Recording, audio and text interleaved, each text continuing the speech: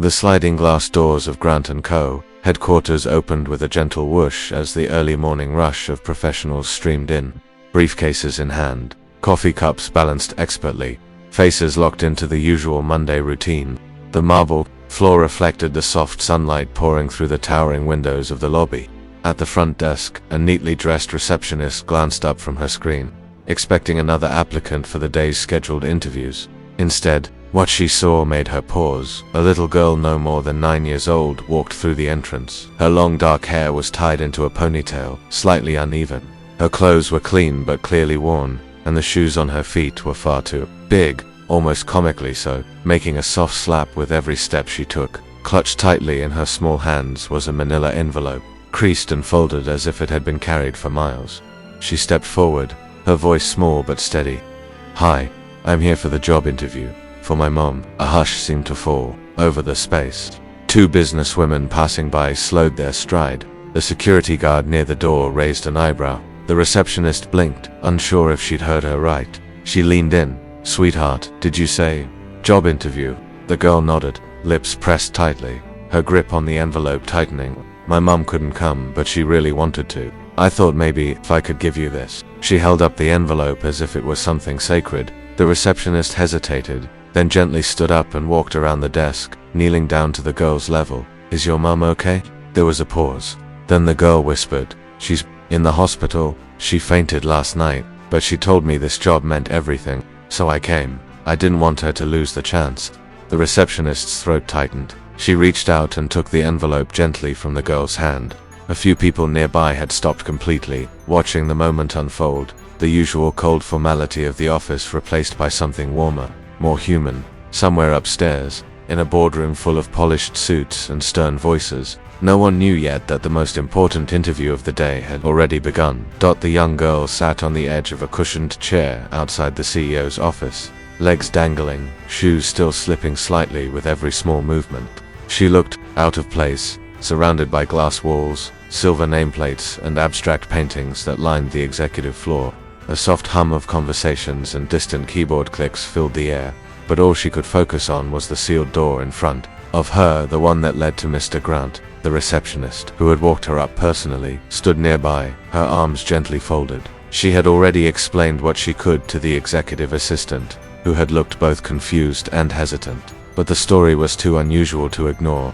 A 9-year-old girl showing up alone with her mother's resume. It didn't make sense at first, but something about the child's eyes, full of urgency and innocence, had moved her. Inside the office, Mr. Grant was mid-sentence in a meeting when his assistant knocked. He was a man known for his precision, his zero tolerance for delays, and his sharp, commanding presence.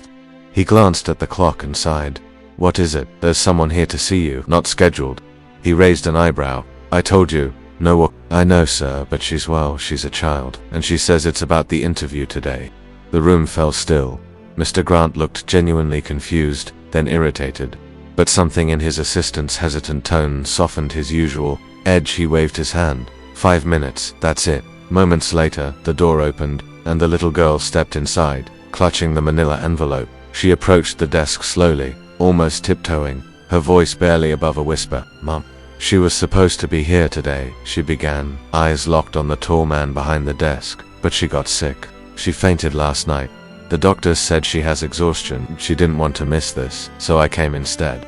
Mr. Grant stared at her, stunned into silence. He had expected a delay, maybe a disgruntled client, not a child with shoes too big and eyes too old for her age. He reached forward and took the envelope from her trembling hands. There was something in that moment, something heavy and human, that pulled him entirely out of his executive mindset. This wasn't just a resume, this was a message, and it had arrived in the most unexpected way. Mr. Grant sat silently at his desk, the manila envelope resting in front of him like it held something far heavier than just paper. The little girl stood across from him, hands clasped together tightly in front of her, her gaze fixed on the edge of the table. The room, normally a place of high-stakes decisions and sharp negotiations, had grown strangely still. The city skyline stretched behind him through the floor-to-ceiling windows, but he barely noticed it. "What's your name?" he asked finally, his voice softer than usual. "Leela," she replied. "Leela," he repeated slowly, as if tasting the weight of it. "And your mother, her name is Rachel Torres. She was supposed to have an interview today." She's been working 2 jobs, one at night and one during the day. She was really tired. She fainted right after dinner. I called the ambulance. Mr. Grant leaned back, his expression unreadable. Leela reached into her small backpack and carefully pulled out a folded piece of paper, colored with bright crayons. She placed it gently on the desk next to the envelope. I brought this to her. I made it for her last week, but I think maybe you should see it. He unfolded the paper, revealing a crayon drawing of a smiling woman in a waitress uniform holding hands with a small girl. A pink heart floated above them, and at the top, written in colorful block letters, were the words, "My hero." Mr. Grant's throat tightened unexpectedly. It wasn't the art, it wasn't even the simplicity, it was the unmistakable pride that came through the scribbles, the kind of love that doesn't have to be explained. She told me this job could help us move out of the place we're in now. It leaks when it rains. She wanted to work here so bad. She said if she got this job, she could pick me up from school again.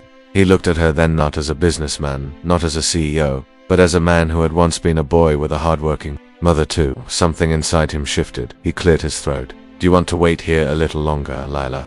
I'd like to make a phone call." She nodded quietly, and for the first time, her shoulders relaxed just a bit.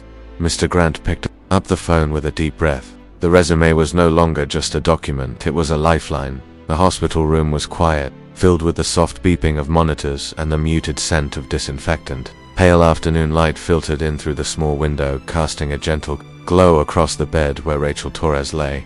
Her face was tired, her skin pale, but her eyes were open now, focused on her daughter who sat by her side, holding her hand. Lila hadn't left since morning, watching over her mother with the kind of stillness no child should have to carry. The door creaked open, and both heads turned. Standing in the doorway was a tall man in a dark gray suit, holding a bouquet of fresh lilies. For a moment, Rachel blinked in confusion. Then she recognized him, the face from the company website, the name from the job posting. Leela's eyes lit up instantly. "You came," the little girl whispered. Mr. Grant stepped into the room, slowly and respectfully, as if the walls carried something sacred. He walked up to the side of the bed and offered a small smile to Rachel before placing the bouquet on the table beside her. "I hope I'm not intruding," he said gently. Rachel struggled to sit up. I don't understand. What are you doing here?" He took a breath. "Your daughter came to your interview this morning. She brought your resume.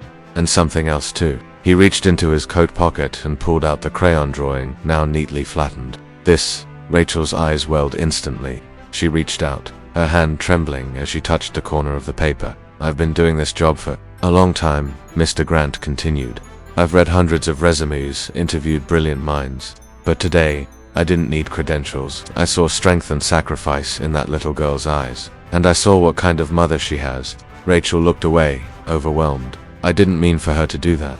I didn't even know she left. She did it out of love," he said, voice warm. "And I'm here because I believe in giving people a chance when they've already proven they're worth it." He reached into his briefcase and handed her a crisp envelope. "If you're still interested, the position is yours. Start when you're ready." Tears rolled down Rachel's cheeks as she clutched the offer letter. Leela smiled so wide it almost lit the room. In that moment, there was no power dynamic, no title, just a mother, a daughter, and a man who chose compassion.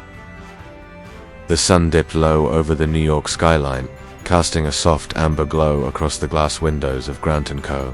The office, usually brimming with fast footsteps and echoing voices, now felt calmer, quieter, almost peaceful. It had been a few weeks since that morning when a little girl in oversized shoes walked into the building and changed something no spreadsheet or board meeting ever could. On the 4th floor, the open plan workspace buzzed gently with activity. At one desk, freshly set up with a small plant and a new nameplate that read Rachel Torres, sat the same woman who had once been lying in a hospital bed. She was dressed professionally, hair tied neatly, eyes focused, and her back straight with the quiet pride of someone who had fought to earn every inch of where she now sat. Her face carried a tired kind of peace, but it was unmistakably full of gratitude. Next to her, seated in a spare chair with a pack of crayons and a drawing pad, was Lila. Her legs swung cheerfully as she hummed to herself, occasionally peeking over at her mum. She had drawn another picture, this time of an office building with tall windows, and a smiling woman inside sitting behind a desk. At the top, she had written Mum's new job in colorful letters. As Mr. Grant passed by during his afternoon round through the department, his usual cold stride was slower, more deliberate. He paused beside Rachel's desk and looked down at Leela's drawing. That's a good likeness of the building, he said with a small smile. Leela grinned. This is you, she pointed to a stick figure in a suit with very big shoes. He chuckled, something the staff had never heard from him before. You've got a good eye. Rachel stood slightly. I just wanted to say thank you again, sir, for believing in me. And in her. He nodded, but his voice was quiet. It's me who should be thankful. You both reminded me what this place is really about. As he walked away, one of the junior employees looked up, whispering, Did Mr. Grant just smile? The floor shared a brief moment of wonder. Something had shifted in the air. Kindness had left its mark. And in the heart of the city, where ambition usually reigned, a little girl's courage had quietly rewritten the rules.